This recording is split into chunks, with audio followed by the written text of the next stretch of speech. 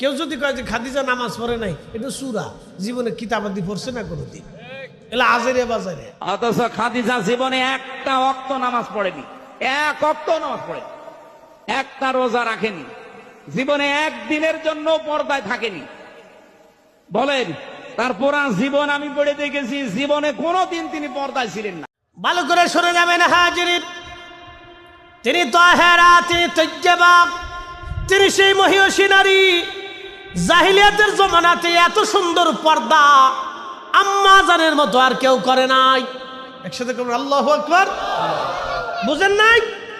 তাহেরা তৈয়বা আমি বলি নাই, রাহমাতুল নবী বলেছেন তাহেরা তৈয়বা। জাহিলিয়াতের জমানাতে আম্মা জান খাদিজার মতো পর্দা কারো নসিব হয় নাই। এত পর্দা নিশীন ছিলেন যে আল্লাহ রাসূল সার্টিফিকেট দিয়েছেন তাহেরা তৈয়বা।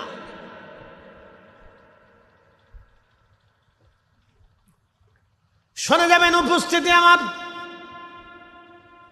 বুড়মুড়িয়াবাসী, আম্মা জান খাদিজাতুল কুবরা থেকে একবার সর্বশেষ সাহাবী পর্যন্ত সবারই বিশ্বাস ছিল আল্লাহু রাসূলু আলাম, আল্লাহ জানে, নবী জানে। আবু হুরায়রা চোর ধরলেন, নবীজি বলেন আবার আসবে। আবু হুরায়রা পরের দিন রাত্রিবেলা বসে আছে, চোর আজকেও আসবে, কারণ রাসূল বলেছে চোর আসবে। চোর ধরতে গেলেন তিনি, খুব গভীর রাত্রিবেলা দেখলেন চোর আবার আসছে, বাইতুল মালে ঢুকে গমের ভিতরে হাত ঢুকিয়ে দিয়েছে চুরি করার জন্য। ঠিক এমন সময় পিছন দিক থেকে আবার জাপটে ধরলেন, চোর আবার চুরি করতে আসছো, আজকে আর তোমাকে ছাড়ব না, আবার রাসূলের বরগাহে তোমাকে আজ নিয়ে যাব। চোর কেঁদে দিয়ে বলল, আবু হুরায়রা আমার বাচ্চারা ক্ষুধার্ত, আবু হুরায়রা আমার বাচ্চারা না খেয়ে আছে, আবু হুরায়রা রে বাচ্চাদের ক্ষুধার কারণে আমি চুরি করতে আসছি, আমারে মাফ করে দাও, আমার ছেড়ে দাও, আমি আর কোনোদিন চুরি করতে আসবো না। সন্তানের কথা বলার পরে হযরত আবু হুরায়রার মনে আবার মায়া লেগে গেল। হযরত আবু হুরায়রা রাদিয়াল্লাহু আনহু আবার রওনা দিলেন, চোর ছেড়ে দিলেন। আসসালাতু খায়রুম মিনান নাওম বলে মসজিদ থেকে ঘোষণা আসলো, সাহাবী চলে গেলেন নামাজ পড়ার জন্য। নামাজ পড়ার পরে নবীজি ফিরলেন, আবু হুরায়রার দিকে তাকায় মুচকি হাসি দিয়ে বলেন, আবু হুরায়রা আজকে চোর রাত্রিবেলা আবার তোমাকে কি বলেছে? বলে, ইয়া রাসূলুল্লাহ আবার চোর তার দুঃখের কথা বলেছে, সন্তানরা ক্ষুধার্তর কথা বলেছে ইয়া নবী আল্লাহ, সেই জন্য আমার মায়া লাগলো। হুজুর আমি চোর ছেড়ে দিয়েছি। হযরত আবু হুরায়রা রাদিয়াল্লাহু তাআলা আনহু বললেন, নবীজি ডাক দিয়ে বলেন, আবু হুরায়রা রে চোর তুমি ছেড়ে দিয়েছো বটে, সে চরম মিথ্যাবাদী, আজ রাতেও সে আবার আসবে। হযরত আবু হুরায়রা বললেন, আমার ইয়াকিন হয়ে গেল চোর আবার আসবে, কেন রাসূল বলেছে। চোর ধরার জন্য আমি আমার বসে আছি, রাত্রিবেলা গভীর দেখি চোর আবার আসছে, বাইতুল মালের গমের মধ্যে হাত ঢুকাইছে চুরি করার জন্য।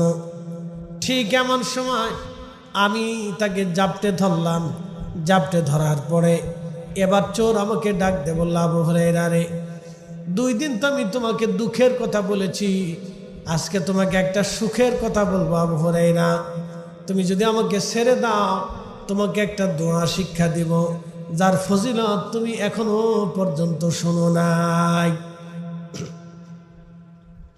বলে, কি ফজিলত?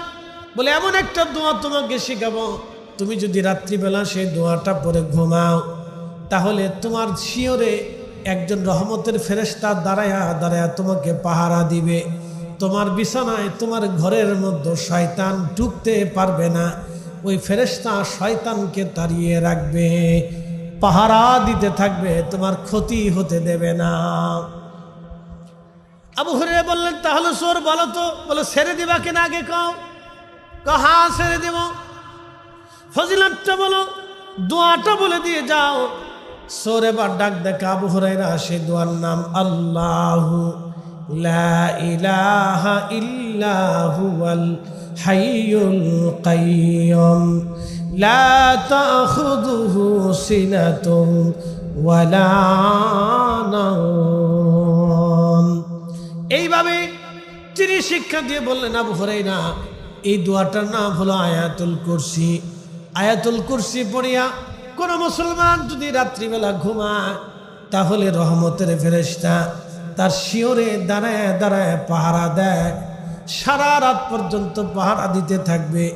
শয়তান তার শিওরে আসতে পারে না, ঘেঁষতে পারে না। এই ফেরেশতা তাকে, শয়তানকে তাড়ায়া রাখে। একবার জোরে বলা যাবে কি মারহাবা। হযরত আবু হুরায়রা আযান পড়ে গেল মসজিদের নববীতে, হাইয়া আলাস সালাহ হাইয়া আলাল ফালাহ আসসালাতু খায়রুম মিনান নাওম। ঘুম থেকে নামাজ ভালো, ঘুম থেকে নামাজ ভালো। যখন আজান পড়ে গেল, আবু হুরায়রা নামাজে গেলেন, নামাজ শেষ হলো। প্রিয় নবীজি আবু হুরায়রার দিকে মুস্কি হাসি দিয়ে বলেন, আবু হুরায়রা বলো, রাতের চোর আজ আবার কি বলেছে? বলি, ইয়া রাসূলুল্লাহ, আজকে দুঃখের কথা বলে নাই। নবীজি আজকে আমাকে একটা দোয়া শিখাই দিয়ে গেছে, যে দোয়ার কারণে আমি চোর আজকে ছেড়ে দিলাম। নবীজি বললেন, আবু হুরায়রা কি দোয়া বলো?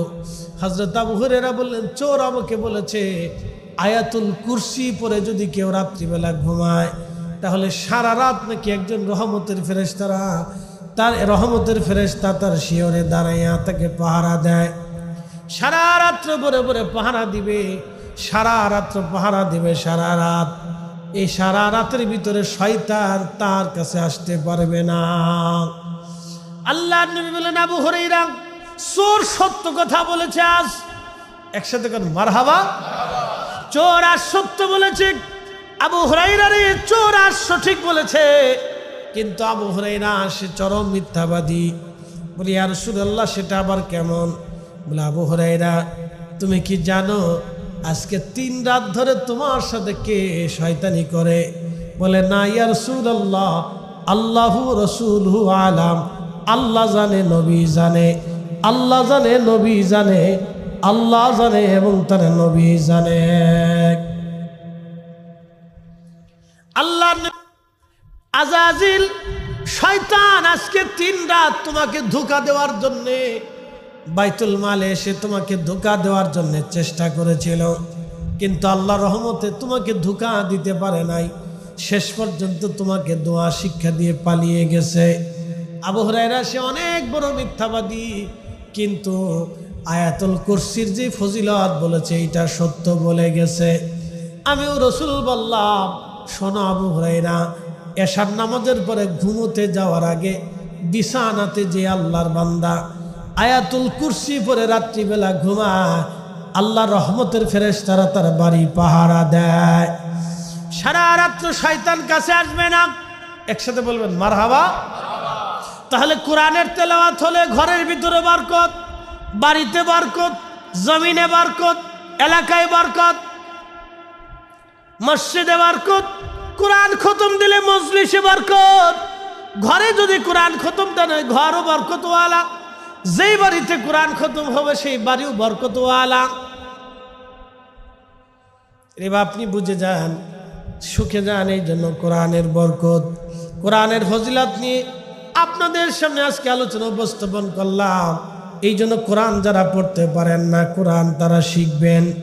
প্রত্যেক হরফে হরফে আল্লাহ 10টা করে নেকি লিখে দিয়েছেন। কিন্তু পুরা কোরআন শরীফের যেটা মূল, সেটার নাম সূরা ফাতিহা। আল ফাতিহাতু উম্মুল কোরআন। সূরা ফাতিহা হলো কোরআনের মা। সারা কোরআনের ভিতরে যে বরকত আপনি পাবেন, এক সূরা ফাতিহার ভিতরে সেই বরকত আল্লাহ লুকায়ে রাখছে। আর একটা সূরার নাম সূরা ইখলাস। দেখতেও যদি ছোট, 3টা আয়াত বিশিষ্ট ছোট্ট সূরা, কিন্তু এটার ওজন অনেক বিরাট। আল্লাহ নবী বলেছেন, আল ইখলাসু সুলুসুল কোরআন। সূরা ইখলাস হলো কোরআনের 3 ভাগের 1 ভাগ। কেউ যদি সূরা ইখলাস একবার তেলাওয়াত করে, আল্লাহ 10 পারা কোরআনের নেকি লিখে দেয়।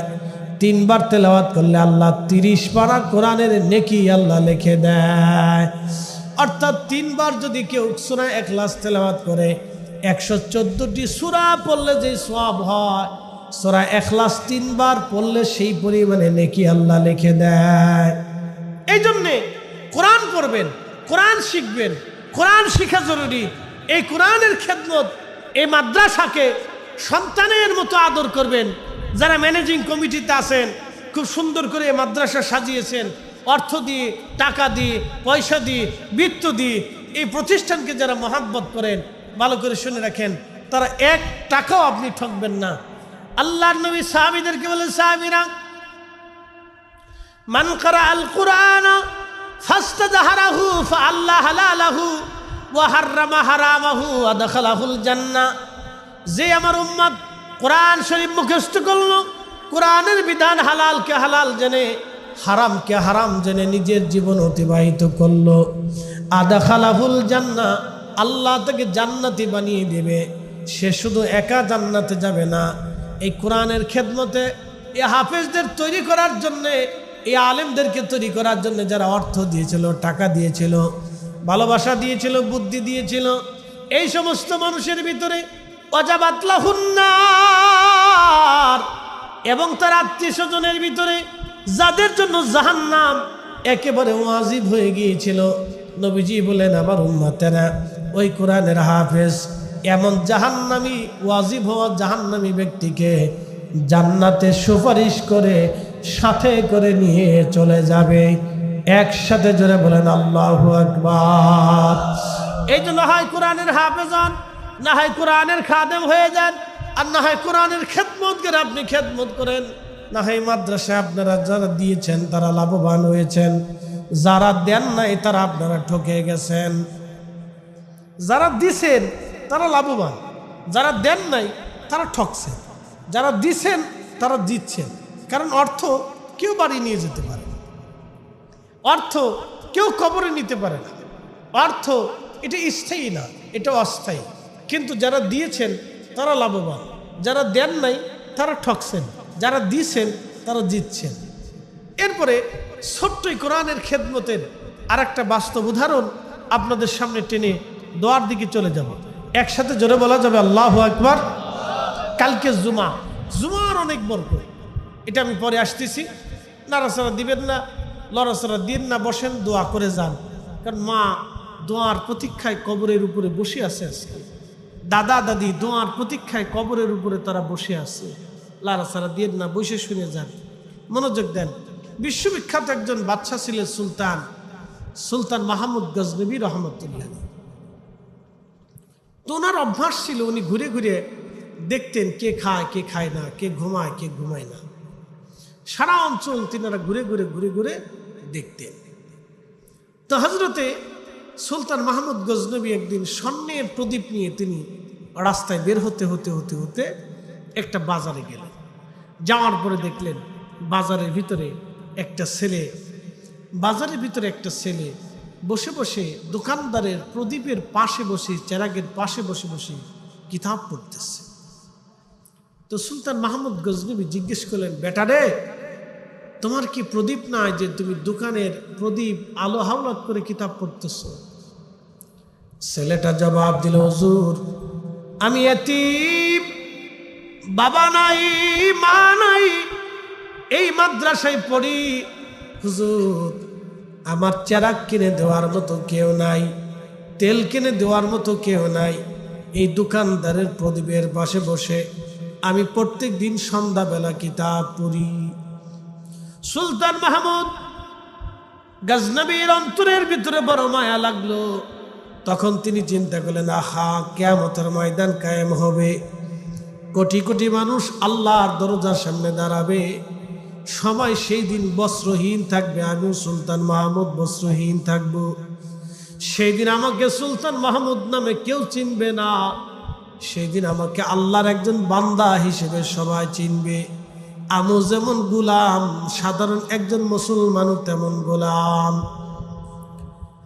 আল্লাহ নবীর দরজার সামনে আমি দাঁড়াবো। সেই দিন নবীজি যদি ডাক দিয়ে জিজ্ঞেস করে, সুলতান মাহমুদ গজনবী, আমার একজন তলাবা দুনিয়াতে অন্যের চেরাগের আলো হাওলাত করে কিতাব পড়েছিল, আর তুমি স্বর্ণের প্রদীপ নিয়ে পথ দেখেছ, তোমার রাজ দরবারের স্বর্ণের প্রদীপ দিয়ে তুমি রাজ দরবারে তুমি আলোর ব্যবস্থা করেছ। সুলতান, আজকে তুমি জবাব দিয়ে যাও, কেন তোমার সম্পদ থাকা সত্ত্বেও আমার একজন তলবে এলেম বিনা কারণে অন্যের প্রদীপের আলো হাওলাত করে কিতাব পড়েছিল, জবাব দিয়ে যাও। সেই দিন আমি সুলতান মাহমুদ কি জবাব দিব?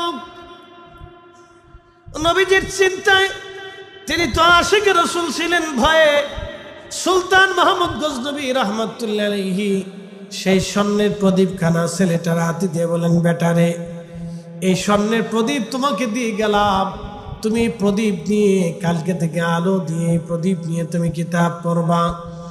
ছেলেটা খুশি হয়ে গেল।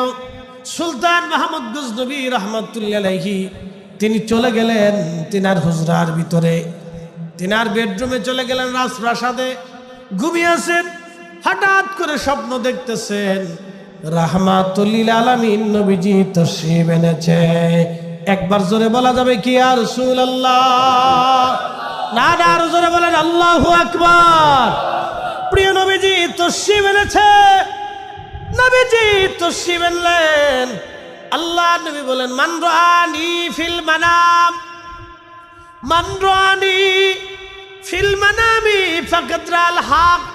যে আমাকে স্বপ্ন দেখেছে সে বাস্তব আমাকে দেখেছে, কারণ আমি রবি নিজে আসি, ছবি আসি না। আল্লাহু আকবার। বলেন রসুল আসে না? নাই, আসে। নবী এখনো আসে, আগামীতেও আসবে। রসুল এখনো আসে, আগামীতেও রসুল আসবে। সহিহ বুখারীর হাদিস থেকে বোঝা যায় কিয়ামত পর্যন্ত নবী উম্মতের মাঝে আসবে, স্বপ্নে আসবে, বাস্তবে আসবে। রসুল দেখা যায়, রসুলের সাথে কথা বলা যায়। ফাকাদ রাআল হক, সত্যই আমি আসব, মিথ্যা না, আমি বাস্তবে আসব। প্রিয় নবীজি তশরিফ আনার পরে স্বপ্নে দেখে সুলতান মাহমুদ গজনবী রাহমাতুল্লাহ আলাইহি নবীজির কদমে চুমা দিলেন, হাতে চুমা দিয়ে বললেন, ইয়া রাসূলুল্লাহ, নালায়েকের ঘরে রাহমাতুর নবীর তশরিফ এনেছেন, গোলামের ঘরে। দেখেন, একটা গাজনী সাম্রাজ্যের সুলতান রসুলকে বলতেছেন, আমি আপনার গোলাম ইয়া রাসূলুল্লাহ। গোলামের ঘরে মনিব আসছে। নবীজি বললেন, সুলতান মাহমুদ গজনবী, তুমি কালকে আজকে রাত্রিবেলা এক তলাবাকে স্বর্ণের প্রদীপ দিয়ে তুমি সম্মান করেছিলা। এ সুলতান, তুমি তাকে সম্মান করো নাই, মূলত তুমি আমাকেই সম্মান করেছ। আসতে হয়ে গেল না? জোরে বলেন। আপনাদের টাকা কি নষ্ট হয়েছে? নষ্ট হয়নি, এক টাকাও নষ্ট হয়নি, এক টাকাও নষ্ট হয়নি।